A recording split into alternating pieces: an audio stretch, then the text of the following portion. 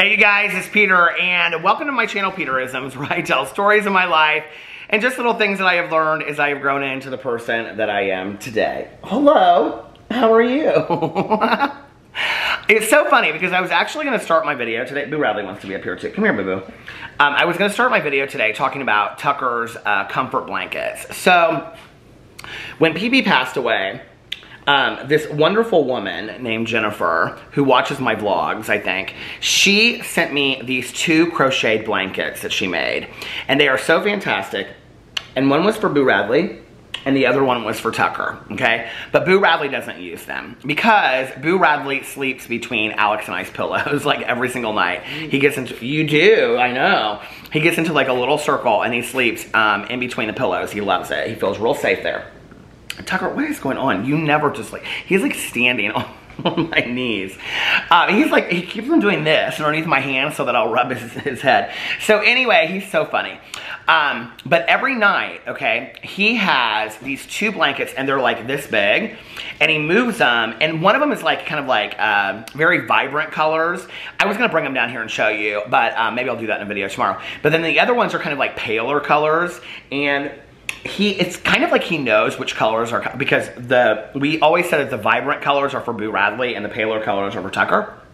And he always moves them so that the pale one is on top, and I don't know if maybe the yarn is like softer on that one or whatever, but he moves them together and he bunches them up so that one end is like a pillow for him, and then he lays there and he puts his head on it, and then he has his stuffed animals, and he has Henry the hippo. You love Henry the hippo, don't you, so much? He loves Henry the hippo. That's one of his favorites. And then he has his Mike the monkey. It's a sock monkey that he's completely like, it's so funny because he'll just like pick at the, like there's like these strings that are hanging out of it. And then his favorite though is Mr. Grinch that he got from one of the the boxes, the subscription boxes that I review on my review channel. And he, like the Grinch's like hair on top, he just sits there and licks it for hours. It's so funny. Anyway, you love it, don't you? See, he wants more. He said, I want more, Dad, I want more rubs. And then there's Boo Radley. Boo Radley said, I don't know anything about those blankets, they confuse me. Are we supposed to put them over us or what? Boo Radley does what Pee-Pee used to do, and that is that, like if he's not, like if he's just up there with like Alex while he's watching TV or whatever, because Alex will watch TV in bed for long hours on his computer, Boo Radley will go underneath the blankets and kind of like, you know, try to find like a perfect like cave. Okay guys, we're gonna read some meditations now. So anyway, I was just sharing that because I think it's so sweet, and you know, dogs have such personalities. I know that people say that cats do too. I've never had a cat, so I'm not a cat person. I'm allergic to cats. Alex is allergic to cats. But animals have such great personalities, you know? And I mean, these two are so hilarious, and like watching them interact together as well, you know? Like they'll wrestle around. You can tell like when one is feeling better than the other. Because some days, you know, like Boo Radley will chase Tucker around and be like, look at his little face. I always say little faces looking at me.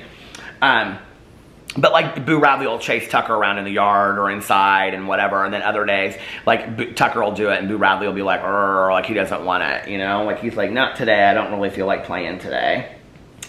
Right, guys? Okay, let's get into the meditation books. Okay, excuse me, Tucker. Tucker's like sitting on my lap. He's like, Dad, we don't need to do those meditations. Yes, that's what the whole video is for. Okay. So I brought 4 meditations. He's like, look at this. He's like, what are we doing? Which one do you want to read? He's pointing to the yellow one. Okay. Let's read the yellow meditation book. Can you get down? Can you sit down? Nope, sit down right here. Nope, down. Here, sit. They don't know sit. They don't know any words. They don't even know their own names, I don't think. Anyway. Tucker knows his own name, but Boo Radley doesn't. What is today? He said, it's July 21st, Dad. Okay, let's read. Okay, down right there. Nope. Good boy. Sit. Okay. July 21st. I haven't read from this book for a long time, and this is The Language of Letting Go by Melody Beattie. Well, maybe like a week or 2 ago, but like consistently I haven't read it in a while. Being is enough, July 21st. Or July 21st, being is enough. We are not always clear about what we are experiencing or why.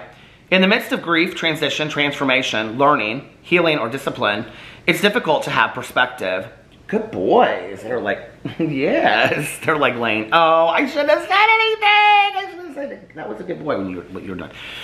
In the midst of grief, transition, transformation, learning, healing, or discipline, it's difficult to have perspective. That's because we have not learned the lesson yet. We are in the midst of it. That is so true. The gift of clarity has not yet arrived. Our need to control can manifest itself as a need to know exactly what's going on. We cannot always know. Sometimes, we need to let ourselves be and trust that clarity will come later in retrospect. If we are confused, that is what we are supposed to be. The confusion is temporary. We shall see. The lesson, the purpose, shall reveal itself in time, in its own time. It will all make perfect sense later. Today I will stop straining to know what I don't know, to see what I can't see, to understand what I don't yet understand. I will trust that being is sufficient and let go of my need to figure things out. I love this meditation. And, you know, it's interesting because I have this analogy that I use, right? And the analogy is, like, have you ever been, like, on a road trip or going somewhere and, you know, you see, like, dark clouds in you know, in front of you, and it's like, oh gosh, that, like, storm looks really bad. Like, I don't know if I can make it through. And you're like, should we stop? Should we eat somewhere now and let it pass by us? And you're like, okay, but we want to get somewhere on time, so we're trying to make it, right? And it's the closer and closer it gets, like, people are, like, pulling off, and the road gets, like, clear, and there's not as many people out there, right? And then all of a sudden it starts to rain, and at first it's not that bad, and you're like, okay, this isn't that bad. And then it starts coming down really, really hard, right? And, you know, it's like hail, and it's like, you know, downpour, and it's like blowing your car from side to side, and you're like literally like white knuckling it through. And you can't see anything. You can't even see like 5, you know, feet in front of your car hardly. Turned your lights on, you're just like going, you know, half the speed limit, if even that. And people are pulling under the underpass, or, you know, they're pulling over under the underpasses, and they're just waiting it out and waiting it out, right? And you keep on just like forging along and forging along and forging along. And eventually it starts dying down and dissipating, and the clouds start to kind of like turn to gray, and then all of a sudden you see sunny skies, right? And you look up and you're like, oh my God, I made it, I did it, I got through it, right? And you look in your rearview mirror and you see all of those dark skies behind you. Well, that's kind of like these situations in life. Like when we're going through it, we don't really know like what the purpose is or why we're going through it, you know? And the purpose of maybe that drive and pushing ourselves through it is to realize we can do it. We can do it safely, and we can take precautions, and we can, you know, put both, you know, hands on the wheel and slow down our speed and whatever, but we can learn lessons as we get through it. And mostly what we can learn is confidence, so that we can, you know, do these things. And, you know, I think it's like we always think that things are going to be worse than they are. And when we're in the middle of something, we have no idea what's going on. It's why I love the prayer that Maya Angelou talks about, that when you are in the middle of the biggest tragedy in your life, look up and say thank you, because you're about to learn one of the most valuable lessons in your life. I love that meditation, but put me in the middle of the biggest tragedy, and I can't see it. I just can't, you know? And I'm just being completely honest about that. Like, on that moment that I'm having a really bad day, it's like, you know, I say in my vlogs every night, like, if you're having a really bad day, start your day over whenever you want. I'm not that quick with that. Like, it takes me some time. Like, if it's one thing after another and I'm having, like, a negative day, sometimes, like, it's hard for me to start my day over. I'm human, like everybody else, you know? And so it's really hard for us sometimes to, you know, like be in the lesson at the moment that it's happening. And I think that's why sometimes we have to just be content with being, and just realizing that just getting up and being is enough. You know, it's like, we talk a lot about this in sobriety, that once you get sober, I think, like, and you've been sober for like a year or two, there's this idea that you have to like majorly repair your life, and that, you know, you like, you know, have to have this major job or this career, or go back to school, or fix all these relationships, you know? And I can remember the simplicity of my first year of sobriety, that just to not drink or just not drug for one day, for 1 hour, was just enough. Like, just to be, like, to be and to be alive and not use was enough. And like, it really, really slowed down my life for me. And like, I go back and I remember that a lot, you know? Like what those, like, Tucker is down here, he is like requiring constant petting right now. But you know, I go back and I think about like that first year of my sobriety. Like, there were days that I could not make it from day to day. You know, that I can remember I've shared this story on here before. I share it in meetings all the time, that when I got sober, you know, like I would sit at the counter in the kitchen. There were days like this for me, not every day, but some days where I would have, you know, like my drug dealers' names on like pieces of paper. And then I also had names from people in meetings that like they had given me their names and their number. Because back in the day, like now we like usually put it on a list and stuff like that. But back in the day, that's not how it was. I had scraps from checkbooks and people's business cards and scraps of paper, you know, in their wallets or purses or whatever. And I would have those laid out, and I'd be like, okay, I'm going to continue to call somebody until I get a hold of somebody. And then if it's like, you know, it's 6:18 now, if I can make it to 6:30, at 6:30 I can go to the liquor store, or I can call one of my dealers. And then I would get to 6:30 because I would get a hold of somebody, you know, and at 6:30 I'd be like, okay, if I can just make it till 7, then at 7 o'clock I can go drink. I mean, and this idea of rewarding myself in my head, but I would just keep on putting it off with like calling people to keep me sober. It was minute by minute, you know. It was just about existing. It was just about being without the drink and without the drug.